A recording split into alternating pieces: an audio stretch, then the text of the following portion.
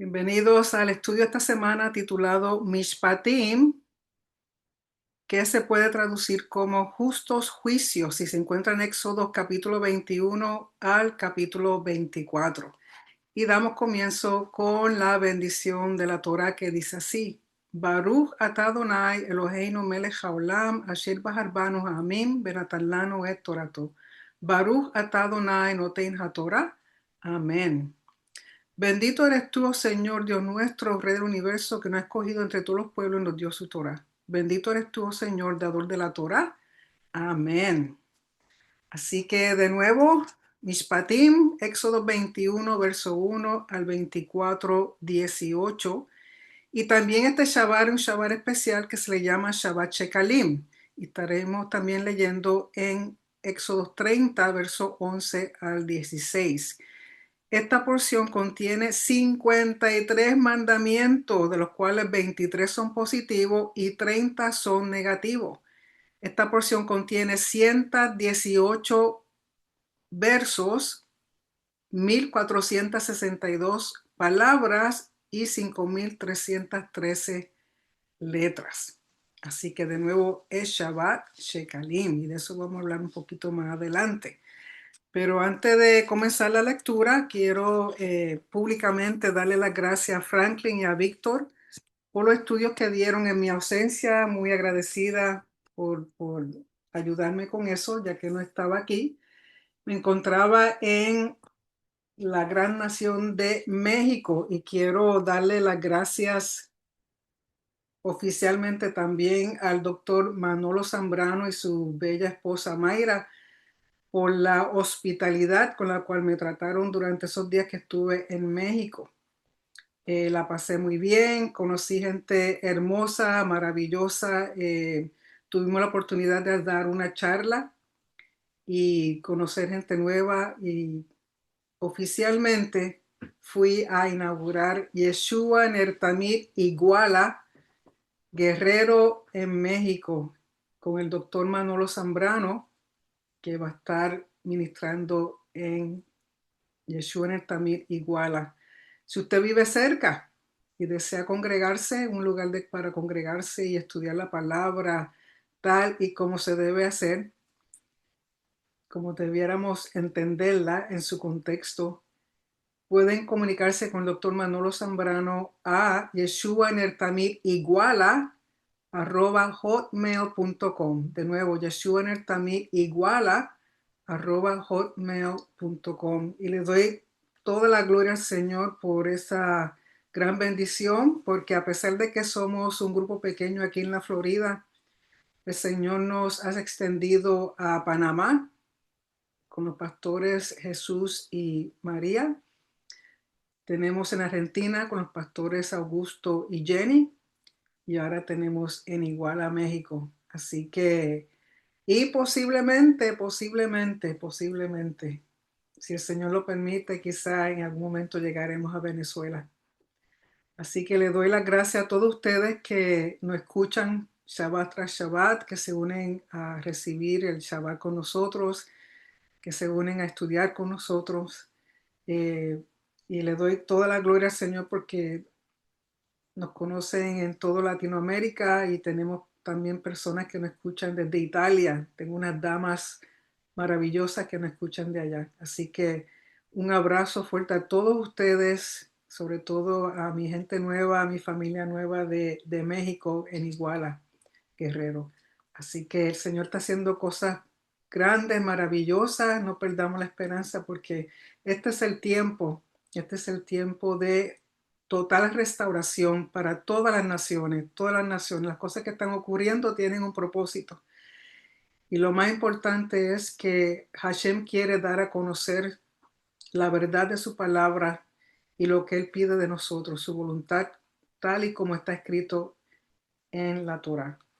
Así que, como les dije, Mishpatim, justos juicios. Y esta porción a veces las personas no les gusta leerlo porque tiene muchos mandamientos que hoy día pues es difícil relacionarlo con nuestro diario vivir porque hay cosas, conceptos y situaciones que dan ejemplos que hoy día pues como que no tienen sentido, pero tenemos que recordar que lo importante es el principio del mandamiento, porque eso no cambia y eso es aplicable a todas las edades, a todas las épocas, a todas las naciones, a todas las personas a través del tiempo, porque si no fuera así, la palabra del Señor no sería eterna. La palabra del Señor no sería como pan fresco que recibimos todos los días.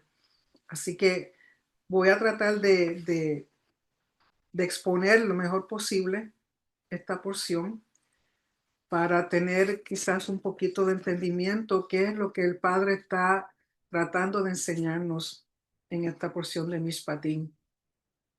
Recordemos que en las porciones pasadas Israel fue liberado de Egipto, de Misraim, de un estado de esclavitud, de pobreza, de persecución, para traerlos al monte Sinaí con el propósito de entregarles un pacto. Porque recuerden que nuestro Elohim es un Elohim relacional. El propósito de él es relacionarse con su creación, con sus hijos. Y no los deja ahí sueltos a que hagan lo que quieran hacer, sino que él establece unos mandamientos, unas ordenanzas, unos principios que son un estilo de vida, que son unas instrucciones, como todo buen padre que da instrucciones a sus hijos, que trata de guiarlo para que logren alcanzar lo mejor que la vida le puede ofrecer. De igual manera hace Hashem. Y este pacto es una responsabilidad colectiva para asegurar que nadie sea excluido de una comunidad que brinda favor, gracia y vida. Responsabilidad colectiva y de no excluir a nadie. Algo que no se veía en en las demás alianzas o los demás pactos que se hacían en el antiguo Medio Oriente. Porque aunque hay similitudes, por ejemplo, el más similares son las leyes de Hammurabi, sabemos que hacían diferencia entre el que era rico, el que era sacerdote, el que tenía una posición política alta, comparado con aquellos que eran pobres, que eran marginados. O sea, las leyes se aplicaban de diferentes formas, no había igualdad, no había equidad. Pero con Hashem es todo lo contrario, porque Hashem trata en todo lo que Él nos dice y enseña, recordarnos que todo ser humano ha sido hecho a su semejanza, a su imagen. Por lo tanto, todo ser humano tiene dignidad, todo ser humano debe ser respetado. El hecho de que no todos se comporten bien no significa que uno pueda tratar a un ser humano como si fuera nada, como si fuera un mueble, como si fuera un artículo que uno puede desechar fácilmente. O sea, toda vida es importante. Por lo tanto, esta comunidad requiere de unos mishpatim, o sea, justos juicios, que es una justicia retributiva. Y también sedaca o sede, justicia distributiva, una oportunidad para una vida digna con los recursos necesarios. O sea, los recursos debieran estar a disposición de todas las personas, porque con eso es que podemos echar hacia adelante, cumplir con lo que Hashem pide de nosotros. Estaba leyendo un comentario, quiero compartir esto con ustedes antes de comenzar a leer, que hay tres formas de conectarnos con Hashem. Una es a través de la creación. Hashem nos habla a través de la belleza de la creación. Podemos verlo a Él en la creación. Otra forma a través de la revelación. Interesante que al libro de la Torah como tal, el pueblo judío le llama revelación. Interesante porque dentro de Brit Hadashah tenemos un libro que se llama así mismo. Pero revelación, cuando estudiamos la Torah, sobre todo cuando la estudiamos juntos, escuchamos la palabra de Hashem. Vemos a Hashem en su revelación por medio de su palabra. Y la tercera forma es a través de la redención. Así que tenemos creación, revelación y redención. Y la redención es cuando escuchamos o vemos la necesidad de otro. Por ejemplo, una persona con hambre, desnudez, en dolor. Cuando escuchamos a Hashem llamando a que seamos parte de su trabajo de redención, nos hace responsables de clamor y sufrimiento que Él desea atender. Entonces no usa a nosotros como sus manos, como su boca, como sus ojos, como sus pies. ¿Para qué? Para suplirle, para darle a otro, redimir a otro de una situación. Esa es parte de la forma en que podemos comunicarnos con Hashem. Así que tenemos creación, revelación y redención. Hashem es el dador de la Torah y es una presencia personal y directa en las vidas de aquellos que guardan su Torah. Hashem se hace presente, se hace directo, se hace visible, se hace palpable cuando nosotros estudiamos su Torah y cumplimos con ella, sabiendo que Él es el que hace justicia con compasión. ¿Sí? Así que vamos a ir a la lectura, como les dije, comenzando el capítulo 21 del libro de Éxodo. Recuerden que estoy utilizando eh, la, la, la Torah llamada Torah Emet, que son los 5 libros solamente de la Torah. Y dice así: estas son las ordenanzas o mishpatim, justos juicios que expondrás ante ellos los israelitas. Y los comentarios que dice aquí, voy a comenzar, hay varios comentarios, simplemente en ese primer versículo que dice: la voz hebrea mishpatim, traducida aquí como ordenanzas, alude a las normas de contenido social que se analizarán en la presente sección. Rashi explica que la partícula conjuntiva y de la frase de apertura y estas son las ordenanzas alude a que, al igual que los 10 mandamientos citados en la sección anterior, también estas fueron transmitidas por Hashem a Moshe en el monte Sinaí. Cuestionan los sabios, pero toda la Torá fue entregada por Hashem y no solo estas ordenanzas. Y responden: la intención es indicarnos que trascendamos nuestra limitada capacidad de percepción. No permitamos que el móvil que nos induzca a observar estas normas sea el mero factor social encapsulado en ellas. Apuntemos más bien a un móvil mucho más sublime: cumplirlas sencillamente porque son la voluntad del Creador. Y otra cosa, a ver qué dice aquí. Cuando dice expondrás ante ellos, no dice impondrás, sino expondrás. El maestro no debe imponer las ordenanzas. Es menester que las exponga y explique hasta que el discípulo logre comprenderlas cabalmente. Otro comentario de expondrás ante ellos. Si existen diferencias entre dos judíos, no deben exponer su caso ante un tribunal ajeno, sino ante un tribunal rabínico. Por eso indica el versículo: expondrás ante ellos, es decir, ante los jueces rabínicos. Presentar una disputa ante un tribunal de paganos implica la profanación del nombre de Hashem, porque significa avalar la ética de ellos y considerarla superior a la ética de la Torá, que en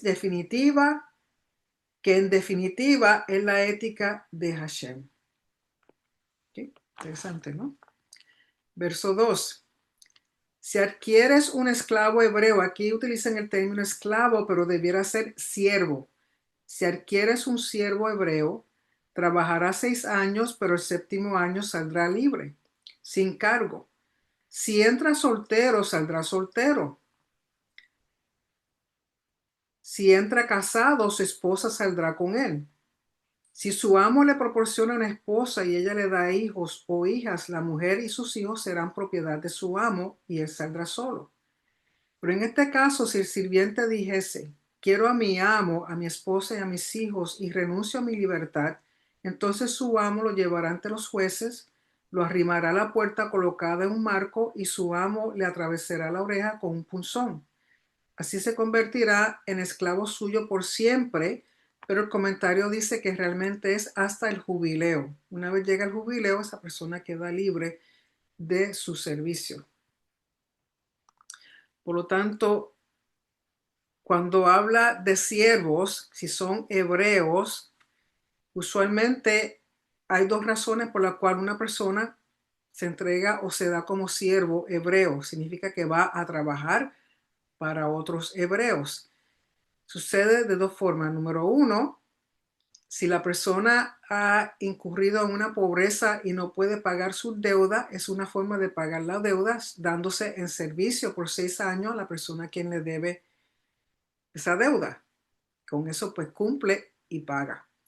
También si una persona roba y es llevada al tribunal y se testifica y se asegura de que sí es culpable de robo, esa persona, los jueces pueden indicar que entonces tiene que irse a servir como siervo a quien le robó, en una forma de pagarle lo que le robó, porque una vez que roba, tiene que pagarle, darle de vuelta lo que robó más el doble. Por lo tanto, si no tiene para pagarle el doble de lo que robó, una de las formas es que los jueces deciden que esa persona puede servir por 6 años a quien le robó. Es una forma de recompensar. ¿Okay? Luego viene, y lógico, hoy día pues no tenemos siervos o esclavos, como menciona aquí. Recuerden que esto está hablando de personas que están en pacto, porque sabemos que fuera del pacto existe en el mundo la, ¿cómo es? El secuestro de niños ¿cómo es? Que se roban a las personas y lo obligan a trabajar en condiciones pésimas o lo usan para el tráfico humano, lo usan para cuestiones sexuales y abuso sexual y cosas así. No estamos hablando de eso porque eso sí existe en el mundo, pero eso no está dentro del pacto. Está hablando aquí con personas que están dentro del pacto. Hoy día no tenemos esclavos ni tenemos servidumbre como habla aquí, pero sí muchos de nosotros hemos tenido empleados, somos supervisores, somos líderes. Si tenemos personas bajo nuestro mandato o bajo nuestro servicio, sí, lo que implica es que no puedes maltratar ni puedes abusar. Hay tiempo para hacer las cosas y esa persona que haga su trabajo es un trabajo que sea trabajo digno, que sea algo que mantenga la dignidad del ser humano. Y más adelante vamos a ver que también habla de que no se puede maltratar. Tienes que tratar a esos individuos como si fueran parte de la familia. En el verso 7 dice, si alguien vende a su hija como sirvienta, ella no saldrá libre como salen los esclavos cananeos varones. Aquí está haciendo una diferencia. Y dice, si ella no le agrada a su amo, que debería haberla designado como novia suya, debe ayudarla a redimirse. Después de haberla defraudado, pierde el derecho de venderla a otros. Aquí es el caso en que un padre puede vender a su hija, usualmente menor de 12 años, porque una vez llega a la pubertad, pues entonces hay ciertos cambios en las leyes. Y de nuevo, la única forma en que un padre haría eso con su hija es si de nuevo entra en unas deudas, en una pobreza que no puede sostener a su hija y una forma de lograr algún tipo de ayuda es, aquí dice que la vende, pero tenemos que entender, no es que la venda, sino que la da en servicio, pero como sirvienta. Y una vez llega a pubertad, pues entonces cambian la situación, ella puede ser dejada libre. El propósito es que al dar a su niña, es con la intención de que quien la recibe eventualmente se case con ella o la dé como esposa a un hijo. Pero si en ese transcurrir el tiempo ella no logra casarse ni con el amo o con el hijo, no pueden venderla para adelante, tienen que dejar que ella adquiera su libertad, o sea, que ella regrese. Por lo tanto, hay muchas cosas que hoy día, pues de nuevo, son difíciles de aplicarle en el sentido de que son cosas que no están ocurriendo, pero sí tenemos que entender que el propósito es que el individuo que es llevado o dado en servicio no se puede maltratar, ni se puede revender como si fuera una propiedad. Tiene que tratarla en el sentido de dignidad. Por lo tanto, aquí dice, como decía, después de haberla defraudado, pierde el derecho de venderla a otros. Si la destinase como esposa para su hijo, deberá respetar los derechos de ella como esposa.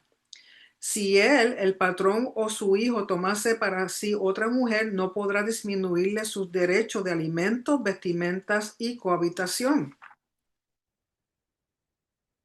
Si él no quisiese concederle a ella ninguno de estos tres beneficios, ella saldrá libre sin cargo alguno, sin pagar nada a cambio. O sea, de nuevo, si ella queda como esposa, ya sea del amo o del hijo, y luego adquieren otra esposa, ella no puede ser tratada menos. Tiene que seguir recibiendo todos sus beneficios como esposa. O sea, de nuevo, la dignidad, el respeto, el honrar a la persona a pesar de que entró como sirvienta. Sabemos que lamentablemente esta nación pues tiene su historial de esclavitud en el sur de la nación y muchos de ellos, los dueños de la finca o de esos esclavos, porque realmente eran esclavos, no eran tan solo sirvientes, muchos de ellos abusaron de las mujeres y tenían hijos bastardos y no los reconocían y maltrataban porque simplemente eran esclavas, eran de otro color, cosas que con Hashem, él nos dice que eso no está bien. Todo ser humano requiere dignidad y respeto, por lo tanto, no es tener una esclavitud eterna o para siempre sin considerar que ese individuo trabaja por un tiempo y luego queda libre, sobre todo cuando trata de sirvientes hebreos de la misma comunidad, de gente que está en pacto, porque sí habían esclavos o sirvientes de otras naciones y esos no quedaban libres en el séptimo año, ellos permanecían dentro de la familia, muchas veces eran heredados por los hijos de los dueños de quienes los compraron, pero aún ellos, Hashem dice que no se maltratan ni se les dan trabajos humillantes o trabajos muy esforzosos como le hicieron al pueblo de Israel en Egipto. En Egipto el pueblo de Israel perdió su identidad y fueron tratados peor que la nada. Y aquí es donde Hashem, por eso muchas veces les recuerda que fuiste extranjero, recuerda que te maltrataron, recuerda que te oprimieron, no hagas tú lo mismo. ¿Okay? Verso 12. El que adrede golpee de muerte a alguien será muerto indefectiblemente. O sea, el homicidio, la intención, si está hecho con alevosía, esa persona que mata a otro intencionalmente, el pago es también muerte. Pero si no lo hizo intencionalmente, si no Elohim le puso la fatalidad en su mano, en tal caso, yo proveeré un lugar al que deberá ir a refugiarse. Y si uno se complota contra su semejante y lo mata alevosivamente, lo sacarás incluso de mi altar para aplicarle la pena capital. Lo que quiere decir eso que habían personas que tenían que castigarlo con muerte y muchas veces iban al altar y se agarraban de los cuernos del altar. Pero Hashem dice que aunque se agarre de los cuernos del altar, si es culpable, tiene que pagar por lo que hace. Si aquel que comete homicidio no intencional, sino que fue accidental, Hashem provee de unas ciudades de refugio. O sea, de nuevo, es justicia. Justicia y rectitud. Recordemos que el trono de Hashem, el fundamento del trono de Hashem, es justicia y rectitud. Por lo tanto, el propósito de estos mishpatim, de estas ordenanzas, de estas leyes detalladas, es para sostener y mantener una comunidad que viva y practique la justicia, la bondad, la rectitud, la dignidad humana, que ayude al necesitado, que provea recursos para que todos puedan echar para adelante y como una comunidad de Hashem cumplir con el pacto y cumplir con lo que Hashem pide de nosotros. O sea que es importante entender estos mandamientos. Y de nuevo, lo que se aplica hoy día para nosotros es el principio detrás del mandamiento. justicia y rectitud. No hagas a otro lo que tú no quieres que te hagan a ti. Sabemos que mucha gente que vive aquí en Estados Unidos no nacieron aquí y han venido buscando mejor vida. Lamentablemente han ocurrido una serie de cosas y han habido unos cambios y lamentablemente también, como dice, hay un jefe en Puerto Rico, que los justos pagan por los pecadores. No todo el que viene a esta nación viene con buenas intenciones.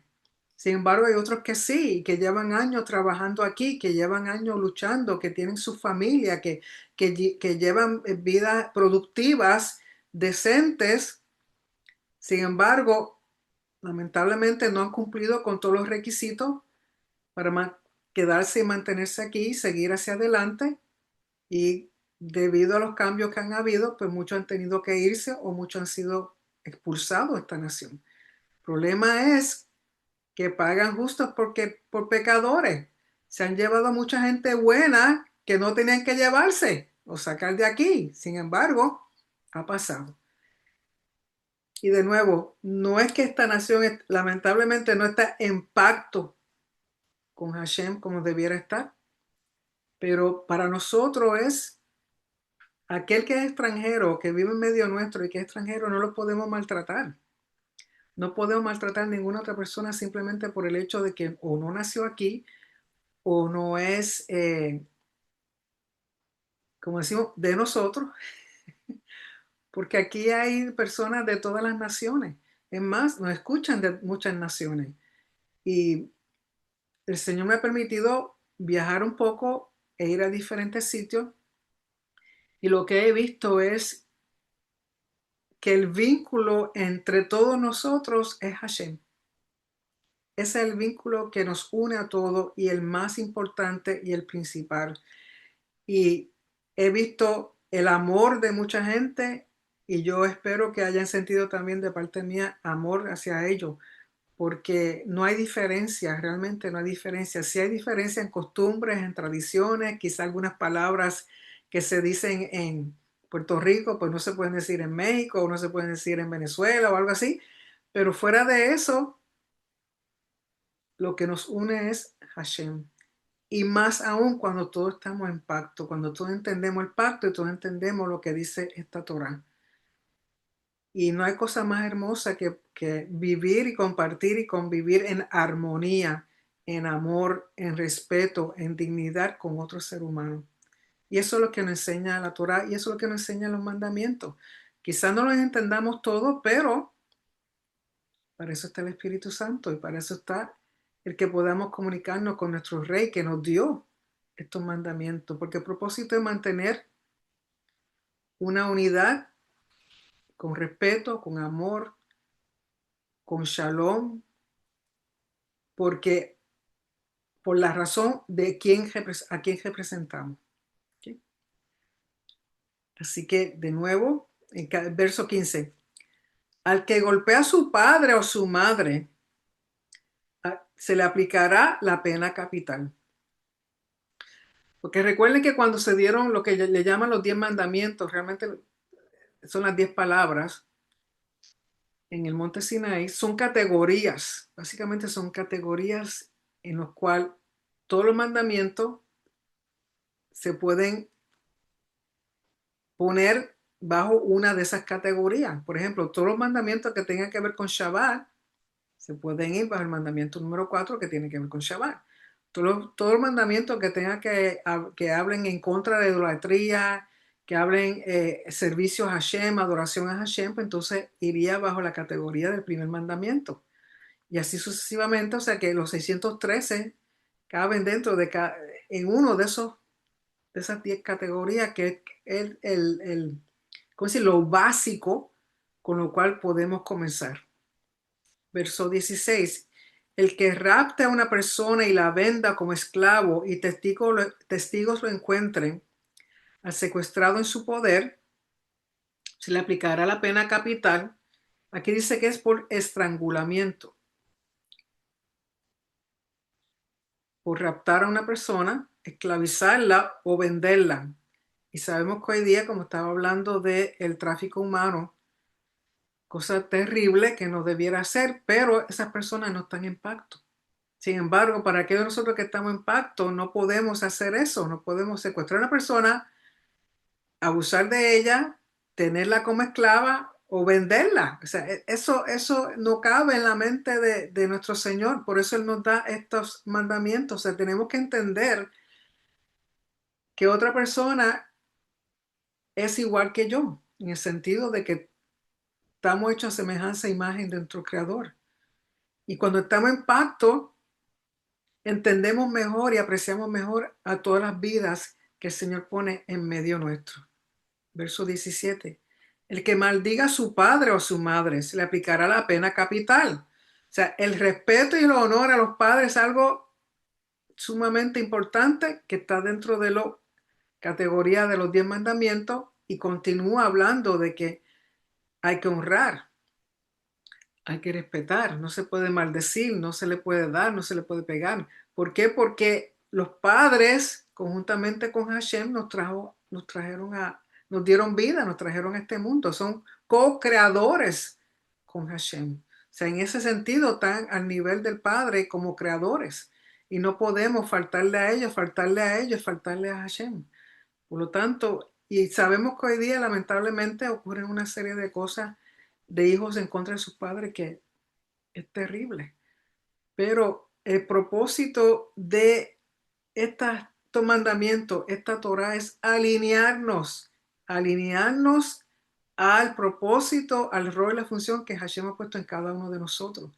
Y todo es para bien y todo es para bendición. Y cuando usted comienza a caminar en esto, usted debiera empezar a ver cambios en su vida, en su familia, en sus hijos. Si no está ocurriendo, lógico, no ocurre de la noche a la mañana. Pero usted tiene que ser fiel y obediente. En lo que usted sea fiel y obediente, usted va a ir viendo cambios. Pero tiene que también tener paciencia y tiene que, con sus acciones, mostrar que usted está cumpliendo con lo que dice aquí. Porque no es solamente hablar y no es solamente información. Porque si eso es lo único que usted tiene y no actúa, entonces, ¿cómo las demás personas van a saber que usted está siguiendo a Hashem? Que usted está viviendo conforme a lo que dice la Torá, que usted está caminando conforme al camino de Hashem. Verso 18. Si pelean dos hombres y uno hiere al otro de una pedrada o un puñetazo y sin provocarle la muerte lo confina al lecho de enfermo, o sea, queda incapacitado para trabajar, en tal caso el agresor será puesto en prisión hasta cerciorarse de que el herido sobrevivirá. Si se levanta y puede salir por sus propios medios, el agresor será absuelto, pero deberá indemnizarlo por su incapacidad de trabajar y deberá proveerle los gastos médicos. En estas palabras, si alguien hiere a otro, hay que ver que no, el otro no muera. Si no muere, pero queda incapacitado, que no puede trabajar, entonces el que le dio y le causó la incapacidad tiene que pagarle los gastos médicos, tiene que pagarle el tiempo que perdió de trabajar y proveerle, porque él le causó que el otro se incapacitara. O sea, justicia. Verso 20. Si alguien golpea a su esclavo o a su esclava, aquí dice no judío, con un palo y lo mata, será vengado. Pero si sobreviviese 1 o 2 días, ya no será castigado porque es su propiedad. Aquí está hablando de esclavos o siervos que no son judíos, o sea, como les dije, que se adquirían esclavos de otras naciones o siervos de otras naciones. Si le daba, lo maltrataba al punto de matarlo, dice será vengado, o sea, el agresor morirá a espada. Que aunque sea su propiedad, si lo maltrata al extremo de matarlo, el dueño también paga con su vida. Pero si sobreviviese 1 o 2 días, o sea, el esclavo o el siervo sobrevive, no será castigado porque es su propiedad. Lógico, eso no nos suena muy bien. Pero aquí hay un comentario que dice al respecto el concepto de esclavitud. El concepto de esclavo en la Torá difiere de la concepción occidental. En la Torá, un esclavo paga con sus servicios deudas que de otra manera no podría solventar. Asimismo, este esclavo tiene un estatus superior que un asalariado en Occidente, con mayores derechos que aquel. El esclavo de la Torá trabaja por espacio de 6 años y al comenzar el séptimo sale libre. Y si el patrón llegase a provocarle algún daño, debe indemnizarlo. Asimismo, al cumplir su periodo de trabajo, al salir en libertad, el patrón debe concederle premios, pero esto es al siervo hebreo. Sin embargo, también sabemos que si más adelante habla de que si le causa daño físico, por ejemplo, pierde un ojo, pierde una mano o pasa algo, ese esclavo queda libre porque ya tienen algún pedimento que no le va a ayudar a hacer su trabajo. Verso 22. Si al pelear dos hombres golpeasen a una mujer embarazada de modo que deba abortar, pero sin que haya fatalidad para la mujer, cuando el esposo de la mujer lo demande en un tribunal, aquel deberá pagar una indemnización, deberá pagar por lo que estipulen los jueces. En cambio, si resultase una fatalidad, o sea que la mujer recibiese un golpe mortal, dará vida por vida. Y dice, verso 24, ojo por ojo, diente por diente, mano por mano, pie por pie. Quemadura por quemadura, herida por herida, golpe por golpe. Y lógico, se entiende que esto significa una indemnización monetaria, no necesariamente que si te sacaron un ojo, tú vienes y le sacas el ojo al otro. No se debe interpretar así, se debe interpretar de que la pérdida de un ojo, eso que ir a un tribunal y que ellos calculen el valor de haber perdido un ojo, entonces la persona que causó ese daño tiene que dar algún tipo de recompensa, porque ya ese individuo no tiene su ojo, o no tiene su mano, o no tiene su pie, o tiene una quemadura, pasó algo.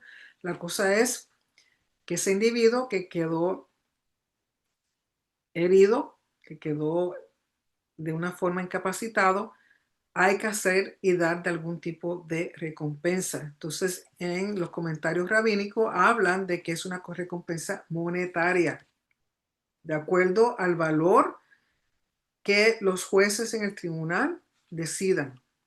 Verso 26. Si alguien golpea el ojo de su esclavo o de su esclava y lo deja tuerto, deberá darle la libertad a cambio de su ojo. Y aquí dice, se refiere a esclavos no judíos. Si le hace saltar un diente a su esclavo o a su esclava, deberá dejarlo en libertad a cambio de su diente. Interesante, algo como un diente, pero así era como se hacía y así era como el Señor lo pedía. De nuevo, si es un esclavo o un sirviente no judío y le causa algún daño físico, esa persona, ese siervo queda libre. Contrario al hebreo en el sentido de que al cumplir los 7 años queda libre. Y si no quiere irse porque está cómodo o le va bien en casa de su amo o a la casa de la persona que le está sirviendo, puede quedarse permanentemente, pero solamente hasta el año del jubileo. Si un toro u otro animal embiste a un hombre o una mujer y lo mata, ese toro deberá ser apedreado y su carne no podrá ser consumida, pero el dueño del toro quedará absuelto. Pero si el toro venía embistiendo a la gente desde ayer o antes de ayer y se le advirtió a su dueño para que tomara los recaudos necesarios, pero el animal mata a un hombre o a una mujer por negligencia de su propietario, por no haberlo cuidado, el toro será lapidado y su dueño también será muerto. ¿Por qué? Porque si tienes un animal que es dañino, agresivo, y te lo han dicho y no hacen nada, aquí la Torá te dice que si ese animal, y aquí en este caso un toro, mata a un individuo, tanto el toro como el dueño tienen que ser muertos también, porque se te dijo, se te avisó y por negligencia, porque no te dio la gana de tú resolver la situación. Hoy día, lógico, no caminamos por ahí con toros ni animales grandes, pero hay personas que tienen perros y algunos perros son agresivos. No todo, porque de nuevo, no es que el perro de por sí sea agresivo, muchas veces es a causa de los dueños. Pero vamos a suponer que este dueño no sabe cuidar a su animalito, a su perro, y deja que el perro haga lo que quiera y es un perro agresivo. Por ejemplo, se le va detrás de perritos pequeños, se puede ir detrás de un niño. Y si mata a un niño, o mata a otro animal, o mata a una persona, entonces, y el dueño lo sabía y no hizo nada. Lógico, aquí no es que maten al dueño en las leyes de aquí, pero al animalito lo matan. Y puede ser que le den una multa al individuo. Pero aquí la Torah dice, tanto el animal como la persona, como el dueño, serían muertos.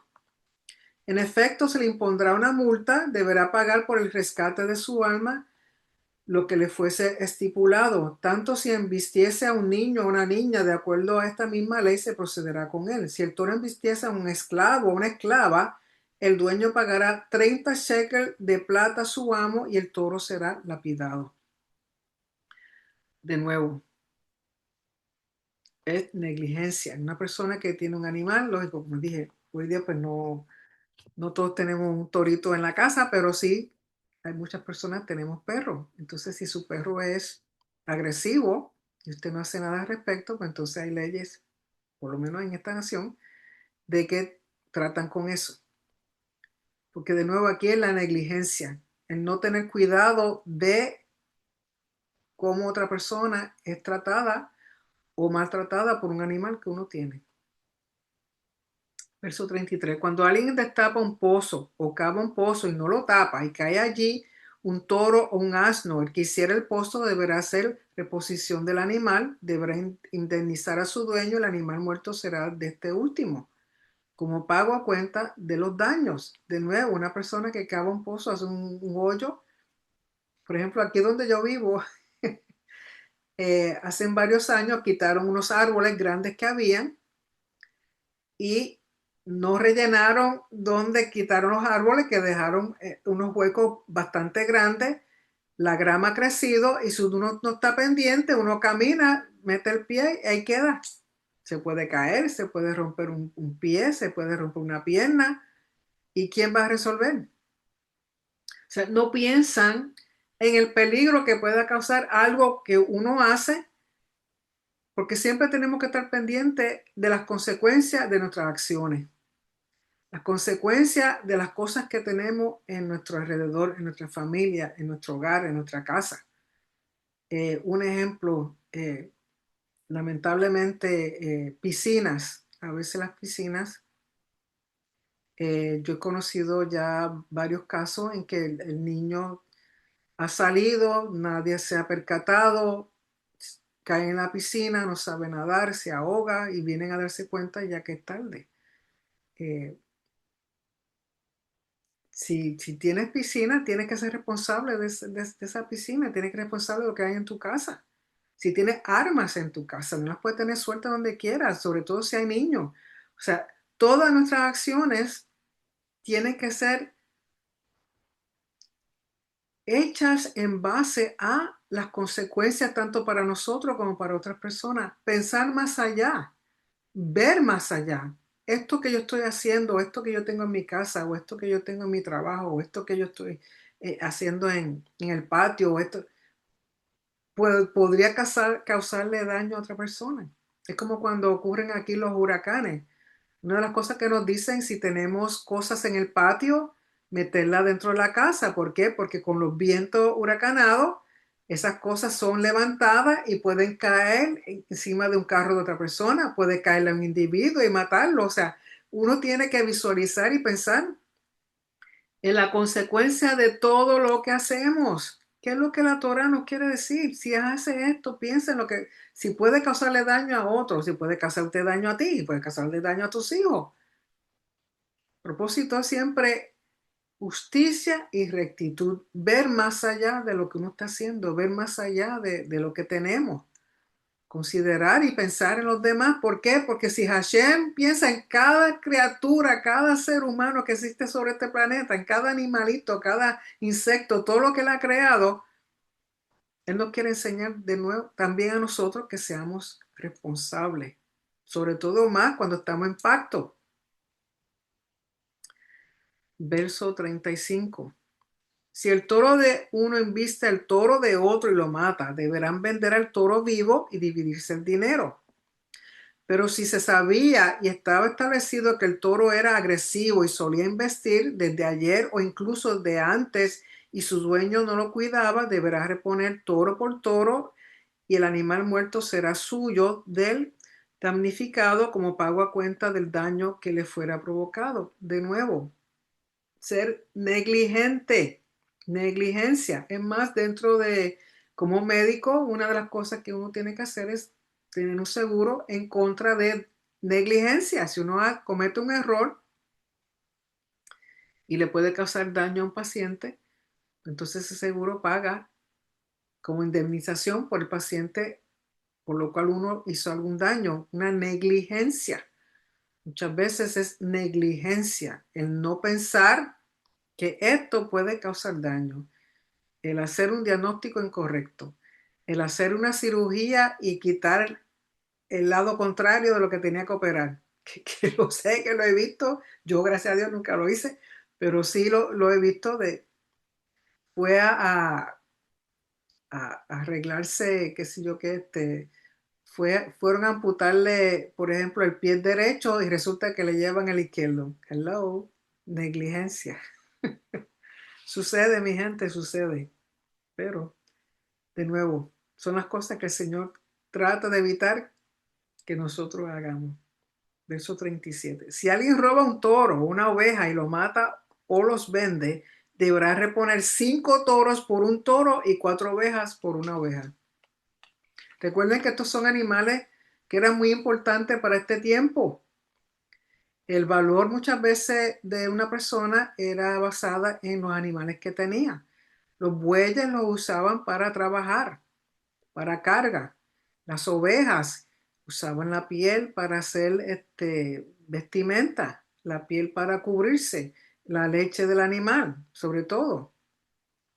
Y luego para las ofrendas, o sea, son animales que eran muy importantes para ellos. Hoy día, lógico, de nuevo, no andamos todos por ahí con bueyes, ni ovejas, ni cabritos y cosas así, pero lo que tenemos tiene un valor. Si el Señor nos ha bendecido con lo que tenemos, tiene un valor. Debiéramos apreciar todo lo que tenemos, sea poco o sea mucho, debemos ser agradecidos. Todo es importante, todo tiene su lugar, todo tiene su valor. No menospreciemos lo que tenemos, no menospreciemos las cosas que el Señor nos ha dado. Capítulo 22. Si un ladrón es descubierto en un pasadizo oculto, tratando de violar una casa y fuese golpeado de muerte, no se considera asesinato. O sea, si un ladrón entra con intención de matarte y tú te defiendes, no se considera asesinato.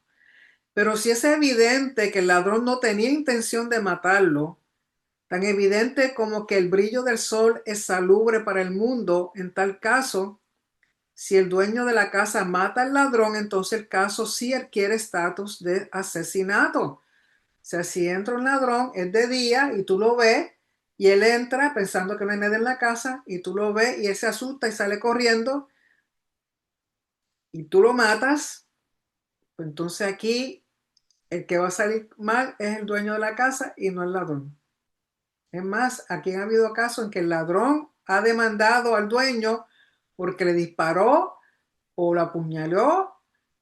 Cuando el ladrón entró, se iba a robar algo, pero no entró con intención de matar a nadie. Sin embargo, el dueño, lógico, en el susto, lo mata o lo hiere. Entonces, el ladrón tiene derecho a demandar al dueño.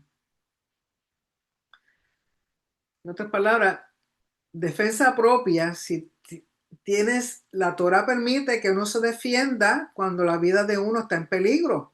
Pero si la vida de uno no está en peligro y lo que vienen a robar cosas materiales, lo material se puede reponer. Lo que no se puede reponer es una vida.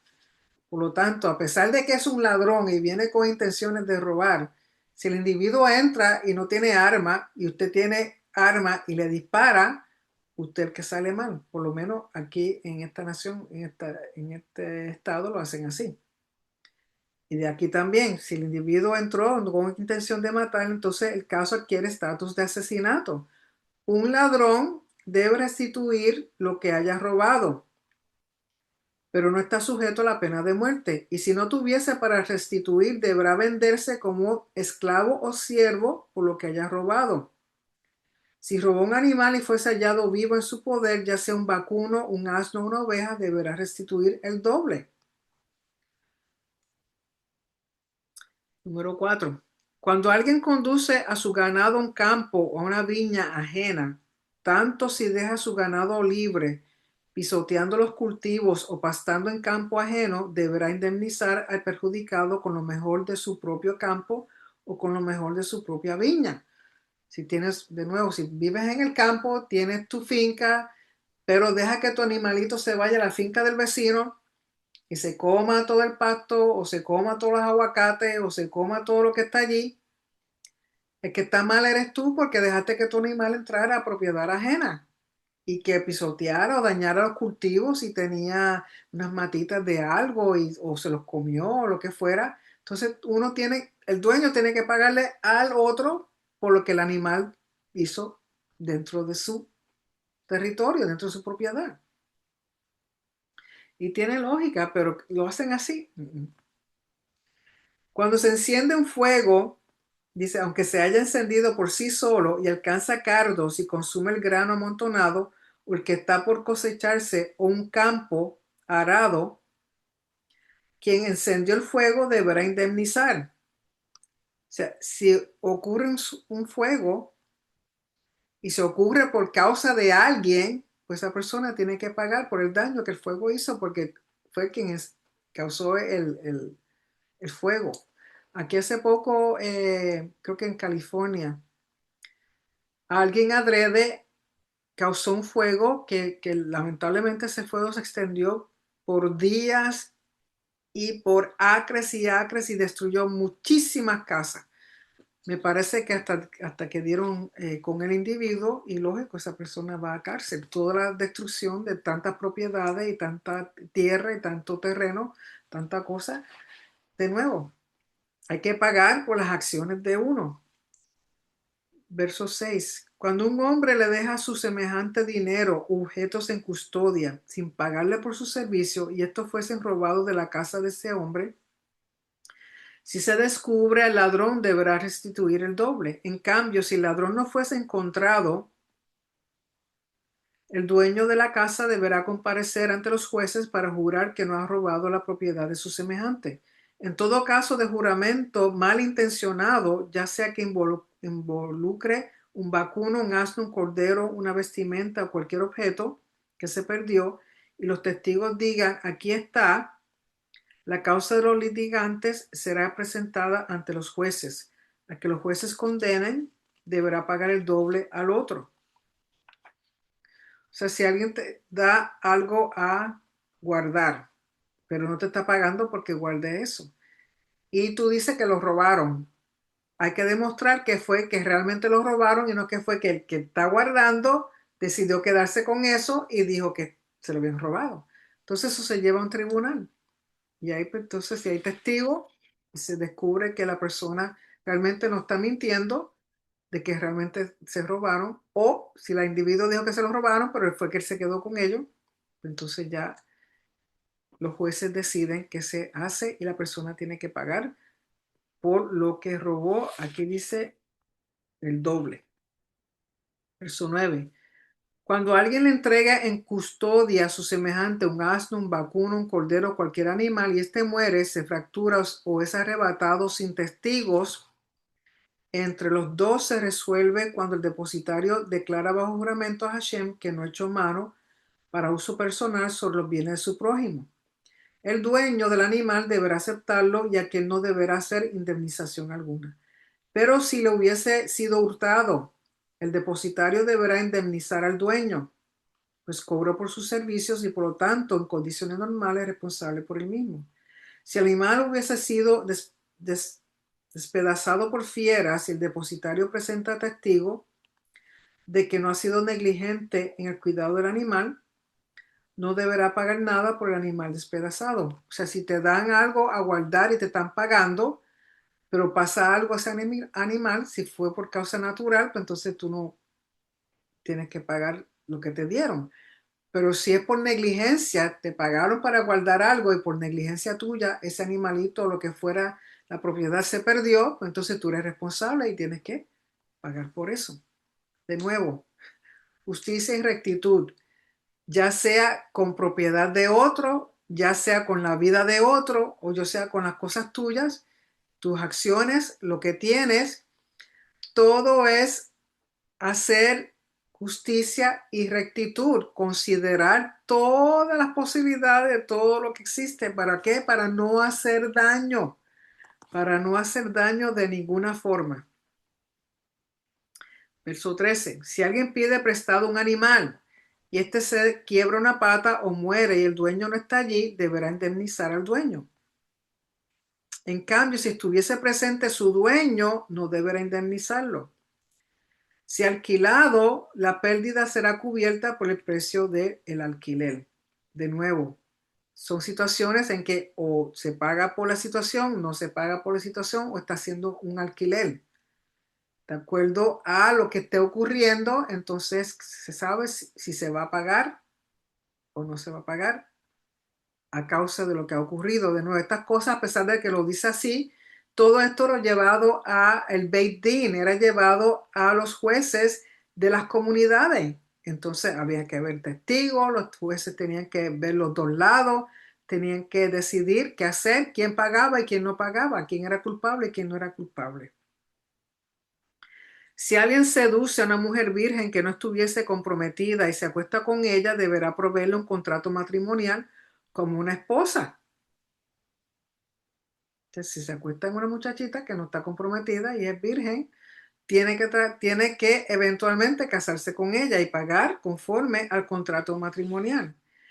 Y si la muchacha se niega a casarse con el hombre o el padre se niega a permitirle que se case con ella, el abusador deberá pagarle la suma establecida en el contrato matrimonial de las muchachas vírgenes. O sea, si ella no quiere y el papá tampoco, como quiera el individuo que causó el daño, tiene que pagar conforme al contrato matrimonial, que aquí tienen que era más o menos 50 shekels de plata. Verso 17. No dejes con vida a la hechicera. Punto. Dice, o al hechicero, el comentario dice aquí, deben ser sentenciados a muerte.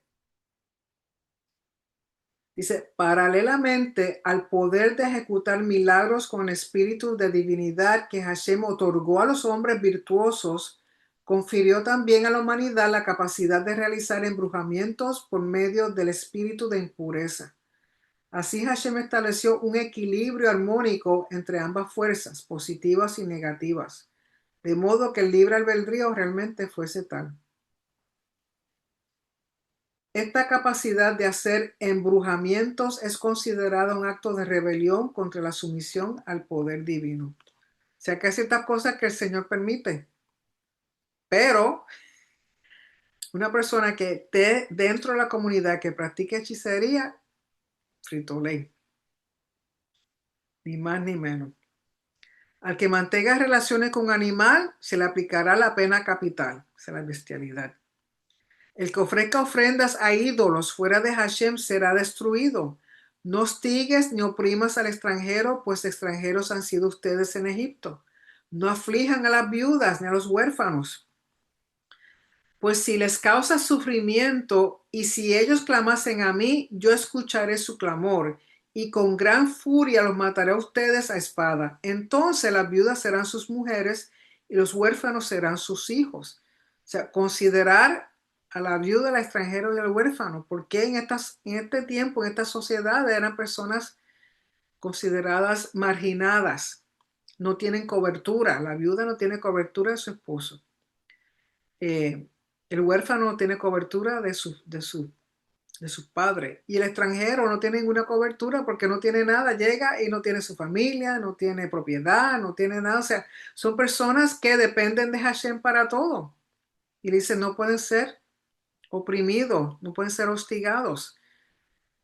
Porque de nuevo Hashem les recuerda, ustedes fueron extranjeros, ustedes saben lo que es el maltrato, ustedes saben lo que es la opresión y ser hostigado, no lo hagan.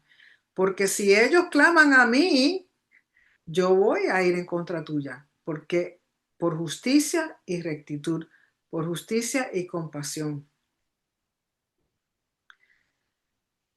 Verso 24.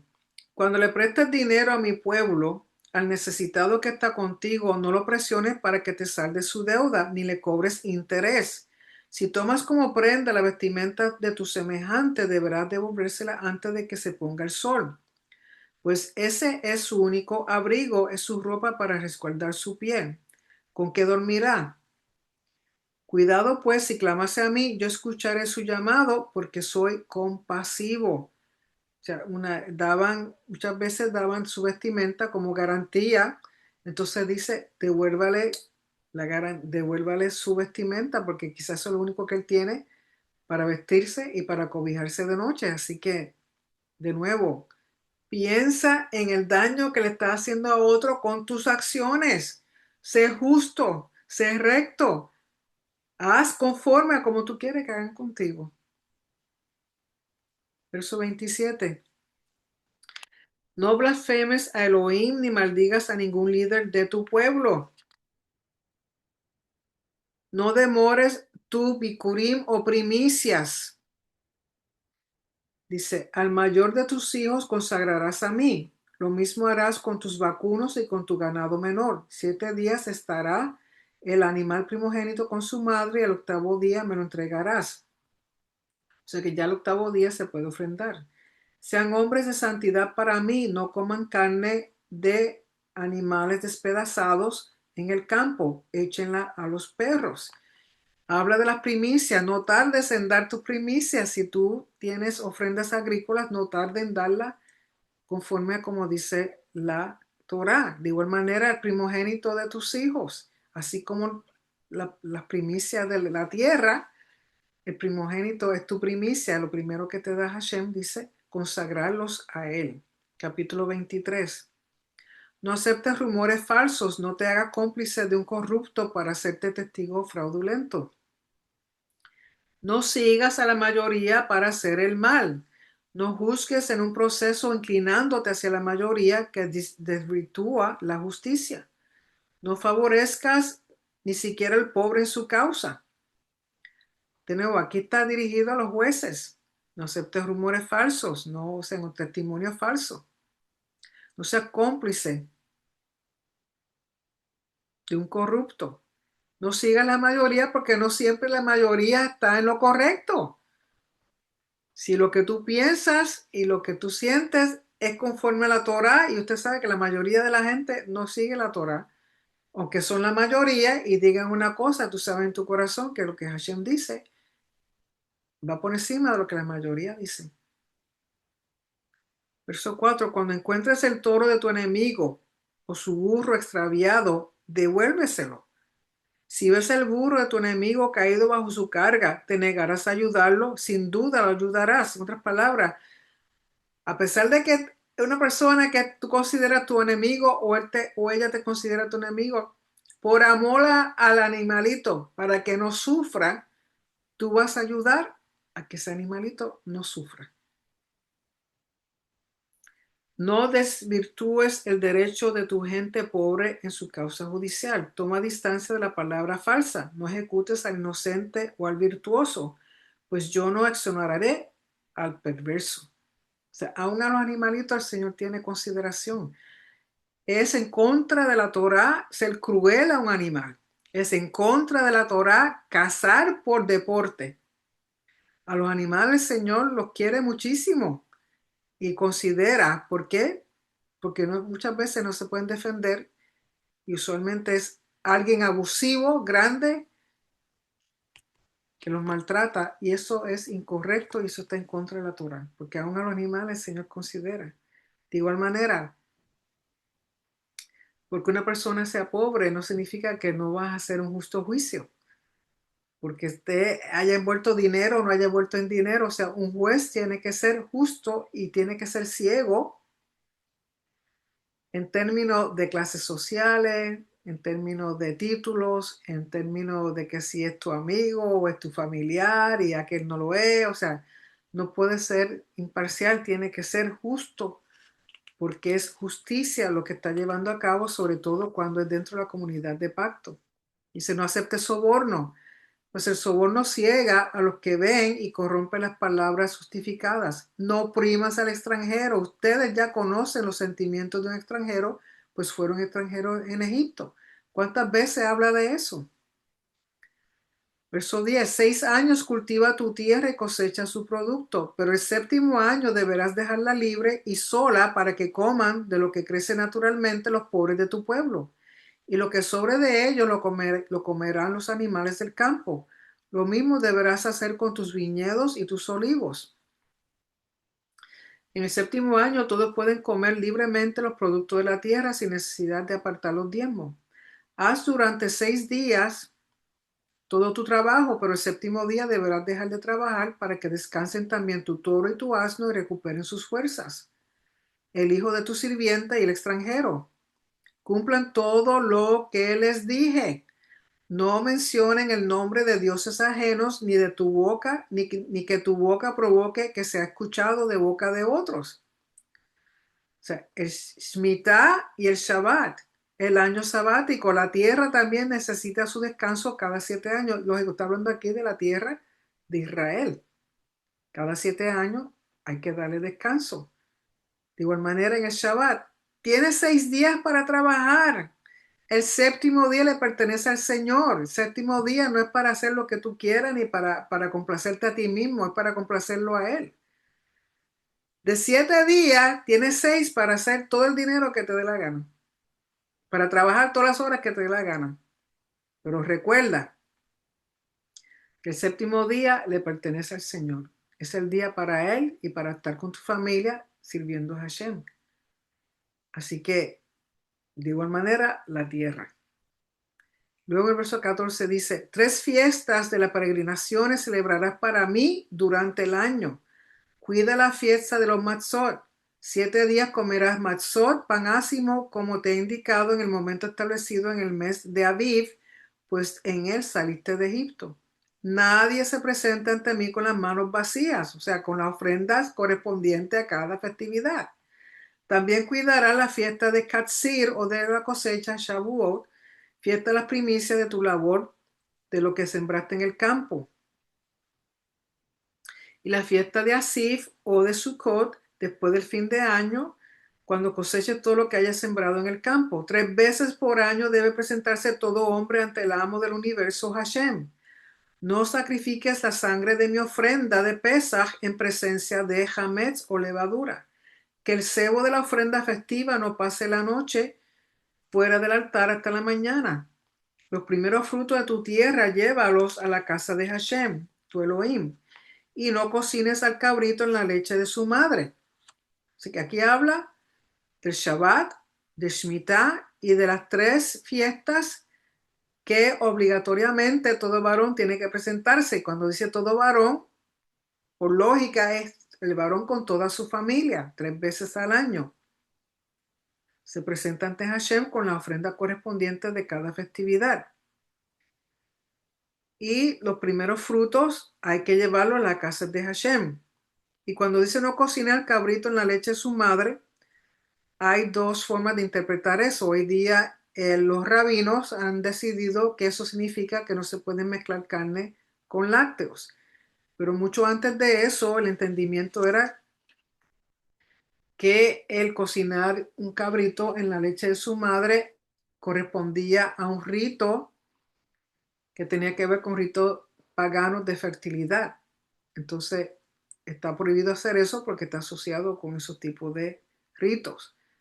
Pero hoy día, conforme a como lo interpreta los rabinos, han establecido que no se pueden mezclar carnes con lácteos. Si usted va a Israel, en ningún sitio usted va a encontrar que le mezclen carne con lácteos. Nunca pida un cheeseburger porque no le van a dar un cheeseburger. No, jamás, en ningún sitio en Israel va a encontrar un cheeseburger.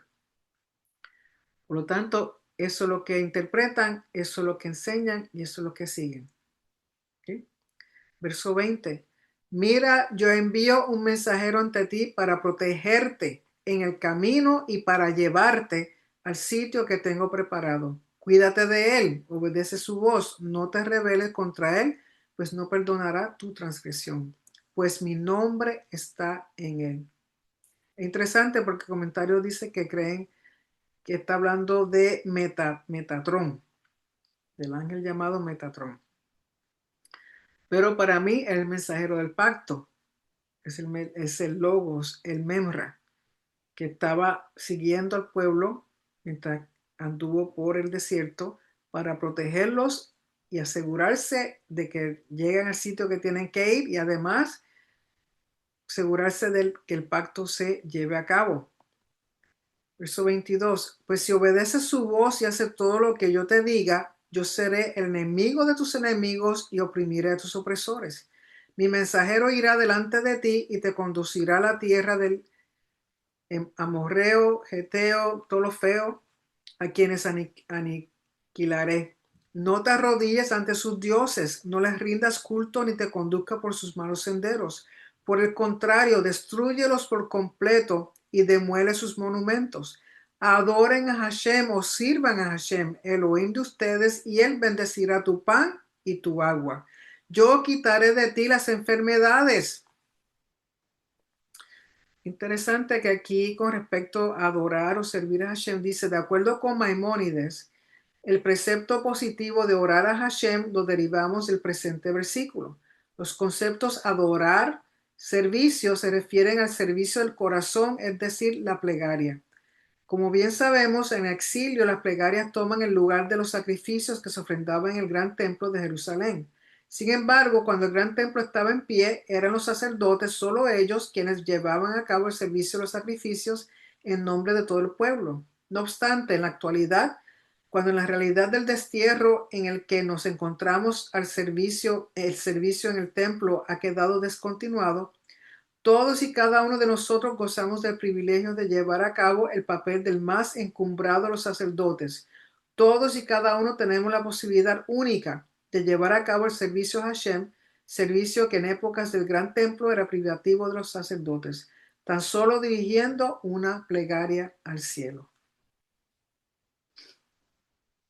Verso 26. Ninguna mujer abortará ni será estéril en tu tierra.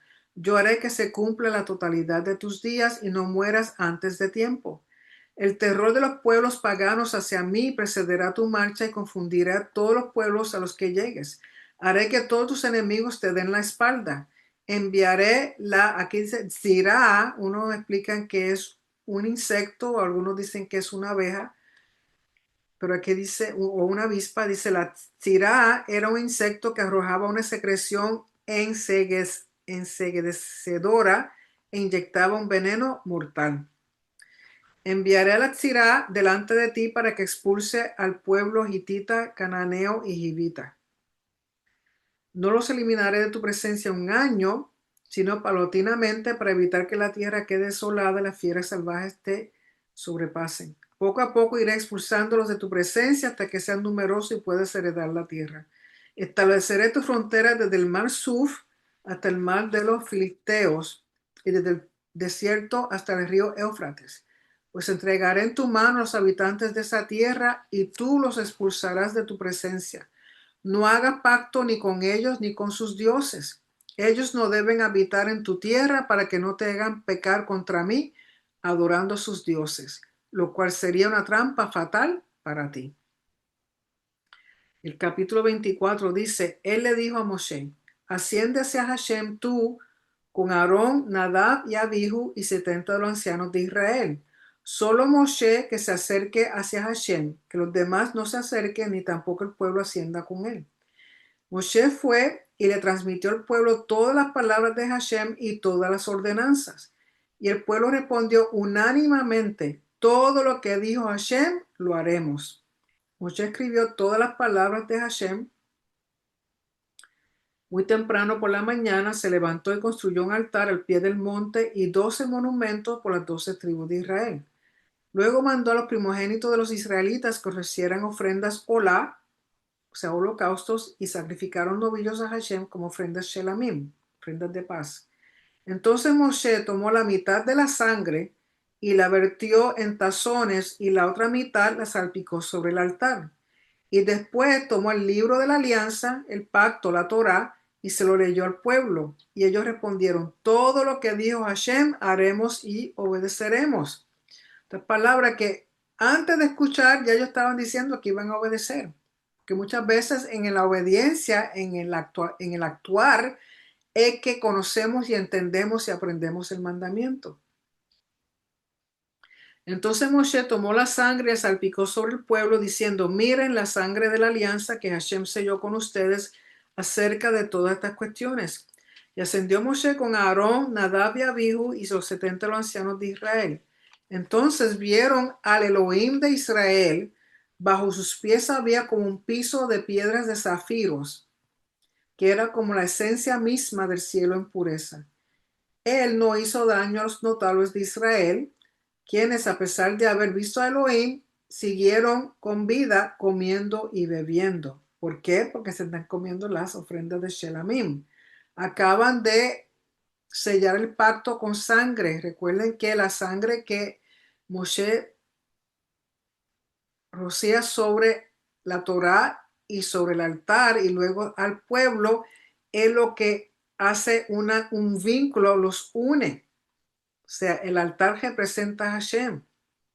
La Torah, su palabra, sus mandamientos, y esa sangre es lo que va a unir al pueblo con Hashem y con su Torah. Y ellos están, lógico, a pesar de que dice que vieron los pies y el piso era como zafiro, tenemos que entender que es la manifestación visible de Hashem, pero no es Hashem como tal, es una manifestación que Hashem permitió que ellos vieran. Para mí, de nuevo, la Memra, el mensajero del pacto, quien es la manifestación visible del Elohim invisible. En el verso 12 dice, Hashem le dijo a Moshe, asciende hacia mí al monte y quédate allí, te entregaré las tablas de piedra con esa enseñanza y los mandamientos que he escrito para que lo transmitas al pueblo. Entonces Moshe se levantó con su ayudante Yehoshua. Moshe ascendió al monte de Elohim. Y los ancianos les dijo, espérenos aquí hasta que retornemos a ustedes. Miren, Aarón y Hur están con ustedes. Quien tenga alguna disputa en materia legal, que acuda a ellos. Moshe ascendió al monte y la nube cubrió el monte. La gloria de Hashem se posó sobre el monte Sinaí y la nube lo cubrió durante 6 días. Y al séptimo día, Hashem llamó a Moshe desde la nube. El aspecto de la gloria de Hashem era como un fuego devorador sobre la cima del monte a los ojos de los israelitas. Entonces Moshe ingresó en la nube y ascendió al monte. Moshe estuvo en el monte 40 días y 40 noches. O sea, cuando Moshe es llamado al séptimo día, recuerden que el número 7 tiene que ver con revelación, con perfección, con templo, con creación.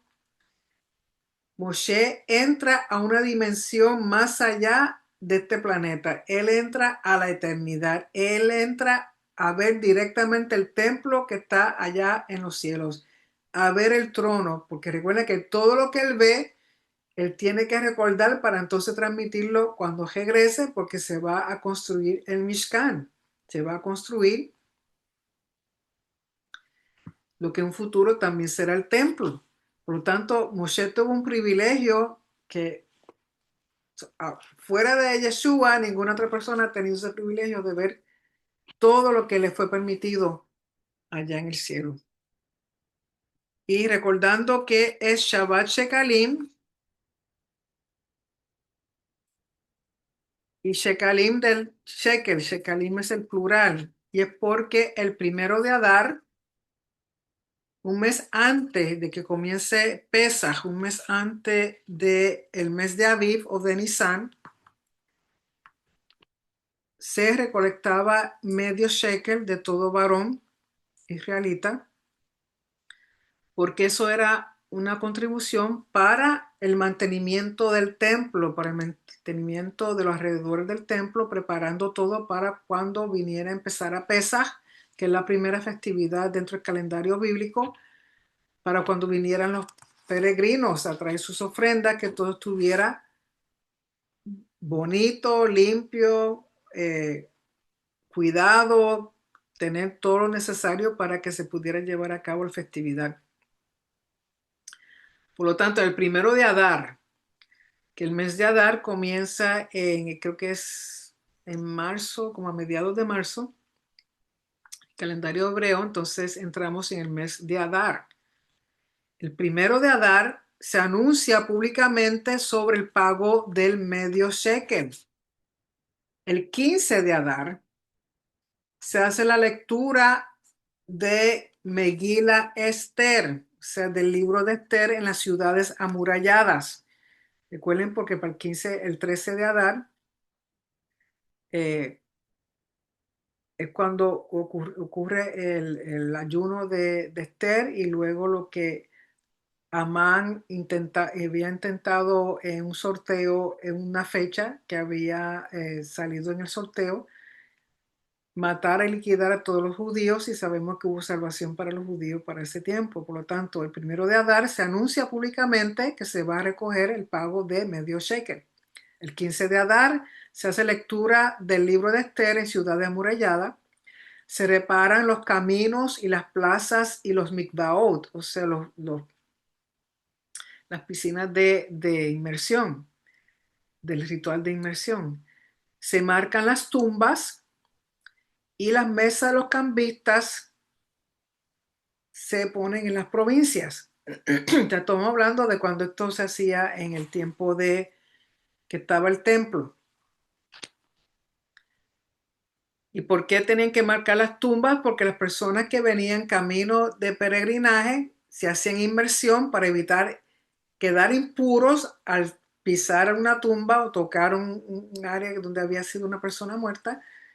Entonces se purificaba de nuevo y tenía que volver a hacer otra inmersión. Por lo tanto, las tumbas eran marcadas, los caminos eran reparados, las plazas, las piscinas de inmersión, los mikvaot, porque venía mucha gente a la festividad de Pesach, que es la primera, y tenían que tener todo bien para que las personas pudieran venir. Y recuerden que vienen de muchas naciones, además de los que están en la tierra de Israel, venían de otras naciones, judíos de otras naciones. Y los cambistas iban por las provincias recolectando el medio shekel. Y cuando llegaba el 25 de Adar, los cambistas se iban al templo. ¿Por qué habían cambistas? Porque las personas que venían de otras naciones, aún las mismas personas que vivían en Israel, las monedas que usaban eran las monedas del Imperio Romano. Y las monedas del Imperio Romano tenían usualmente en la moneda la cara del emperador o cara de los dioses romanos. Y ese tipo de dinero, de plata, no se podía usar en el templo. Entonces tiene que ser cambiado por moneda del templo, porque era lo que iban a usar para las ofrendas, para comprar ofrendas, para dar en el templo, y no podían usar monedas que representaran básicamente ídolos. Así que el 25 de Adar los cambistas pasaban al templo. ¿Quiénes pagaban este medio shekel? Los levitas, los varones israelitas, los prosélitos y los esclavos libres. Esclavos libres. No pagaban las mujeres, los esclavos, los menores de edad, ni los sacerdotes. Pero cuando llegaban al templo, tenían un recargo, una tarifa al cambio de las monedas. Y eso le llamaban calbón, no carbón, calbón. Y podemos ver que en base a estas fechas sabemos más o menos cuándo Yeshua, si van al Evangelio de Mateo, capítulo 17, verso 24, en Mateo 17, verso 24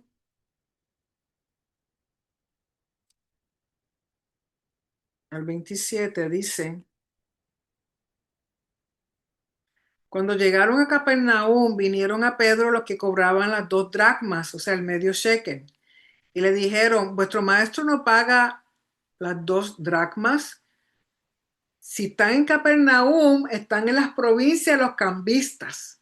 Por lo tanto, ya aquí nos deja saber que más o menos el primero de Adar y un poquito adelante, del primero al 14 de Adar, ya andaban por las provincias los cambistas y estaban procurando el medio shekel. Entonces le dicen, pues están en Capernaum, donde vive Pedro, y dice a Pedro, ¿vuestro maestro no paga las 2 dracmas o el medio shekel? Él dijo, sí. Y al entrar él en la casa, Yeshua le habló primero diciendo, ¿qué te parece, Shimón? Los reyes de la tierra, ¿de quiénes cobran los tributos o los impuestos? ¿De sus hijos o de los extraños? Pedro le respondió, de los extraños. Yeshua le dijo, luego los hijos están exentos. Sin embargo, para no ofenderles, ve al mar y echa el anzuelo. Y el primer pez que saques, tómalo. Y al abrirle la boca hallarás un estatero, tómalo y dáselo por mí y por ti. ¿Por qué? Porque un estatero era equivalente a un shekel. Si Yeshua tiene que pagar medio y Pedro tenía que pagar medio, medio y medio hacían un shekel completo. Entonces él lo envía. Y no era extraño encontrar en los peces, cuando los pescadores pescaban, que a veces al abrirlos encontraban dinero, se encontraban plata. ¿Por qué? Porque a veces se les salía mientras estaban pescando, o a la gente se le caía en los botes y que se qué. Entonces, era algo básicamente común encontrar a veces piezas de plata en los peces. Y Yeshua, siendo un buen experto en esas cosas, le dijo a Pedro, ve al mar y el primer pececito que encuentre, ahí vas a encontrar y paga. Interesante. Así que eso ocurrió básicamente entre el primero y el 14 de Adar. Si van ahí mismo en Mateo, el capítulo 21, verso 12 al 17, dice, y entró Yeshua en el templo de Elohim y echó fuera a todos los que vendían y compraban en el templo y volcó las mesas de los cambistas y las sillas de los que vendían palomas. O sea, si hay cambistas en el templo, primero le están cobrando en la provincia y ahora está en el templo, y Yeshua vira las mesas. Por lo tanto, nos deja saber que es del 25 de Adar en adelante. Y Yeshua dice, escrito está, mi casa, casa de oración será llamada, mas vosotros la habéis hecho cueva de ladrones.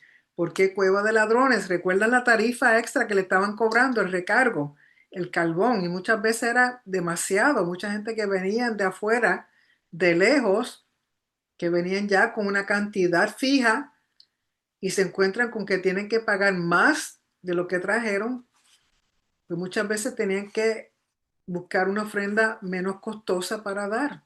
Y recuerden que esto es para Pesaj. Y en Pesaj, además del cordero, estaba la ofrenda Hagiga, que se compartía entre una mesa de 10 a 20 personas. Y todo eso costaba. Por lo tanto, ¿qué están haciendo? Aprovechando que viene gente. Es como cuando aquí hay eventos grandes, todos los precios suben. Cuando hay mucho turismo, le suben los precios, suben los hoteles, suben la comida, suben todo. ¿Por qué? Porque quieren aprovecharse de toda esta gente que viene de afuera. De igual manera sucedía en el templo, porque recuerden que para este tiempo muchas de estas tienditas donde hacían el intercambio y vendían los animalitos para la ofrenda y cosas así, ¿le pertenecía a quién? A Ananías, el sumo sacerdote, que era el mafioso más grande que existía para la época de Yeshua en el templo. Él era dueño de todas esas tienditas y le cobraba tarifas altísimas. Y lógico, si le está cobrando al que está alquilando, entonces ¿qué hace el que tiene su tiendita? Le saca al cliente para poder pagar. Y lamentablemente abusaban, y eso Yeshua no estaba de acuerdo.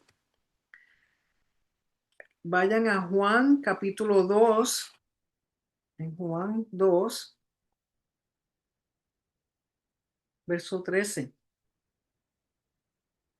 Juan 2, verso 13 al 17. A ver qué dice aquí.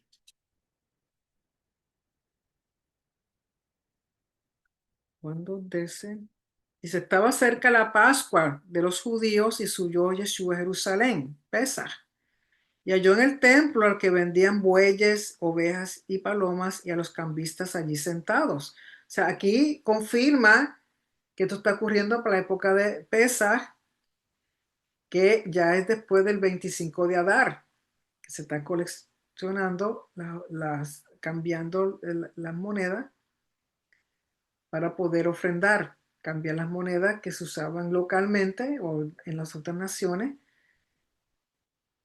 para poder comprar en el templo. Y haciendo un azote de cuerdas, echó fuera del templo a todos, y las ovejas y los bueyes, y esparció las monedas de los cambistas y volcó las mesas. Y dijo a los que vendían palomas, quitad de aquí esto y no hagáis de la casa de mi padre casa de mercado. Entonces se acordaron sus discípulos que está escrito, el celo de tu casa me consume. Así que, de nuevo, esos detallitos nos dejan saber más o menos la época en que eso está ocurriendo, porque está el tiempo de recolectar el medio shekel que era usado para mantenimiento del templo, de las áreas del templo, y no era solo para eso, también se compraban animalitos, ofrendas que se hacían durante el año. Si sobraba algún dinero, pues entonces se utilizaba para eh, comprar otro utensilio, hacer utensilios, o todo lo que fuera necesario para sostener el templo y sostener los servicios que se hacían en el templo. ¿Ok? Así que eso es más o menos la porción de Mishpat, de Mishpatim, que la palabra Mishpat ocurre 424 veces en la Torah. 424 veces Mishpat. Recuerden que Mishpat muchas veces va asociado con la palabra Sedek o Sedaka. Sedek de rectitud, Mishpat de juicio. Esas dos palabras usualmente van juntas y son importantes entender en todos los lugares que se encuentra en la Biblia. Aquí dice 424 veces. Es importante entender los términos de justicia y rectitud, conforme a lo que Hashem dice que es justicia y que es rectitud. ¿Okay? Quería compartir un momentito. Recuerden que en nuestro grupo de Telegram tenemos los mandamientos, los 613 mandamientos en un PDF en español que fue traducido al español por el pastor Suaste, y están disponibles ahí a su alcance para que los lean y entiendan, porque esta porción tiene 53 mandamientos, y a pesar de que yo más o menos les dije algunas cosas respecto a la interpretación de los mandamientos, no todo lo pude compartir, pero esto le ayuda a que si ustedes leen, según van haciendo las porciones, si ustedes leen los mandamientos que están dentro de esas porciones, las explicaciones le ayuda a entender mejor. Por ejemplo, el mandamiento 42 en Shemot 21, verso 2 dice, cuando compras un sirviente judío o hebreo, es una mitzvah cumplir con las leyes relativas a un siervo hebreo según lo dicta la Torá.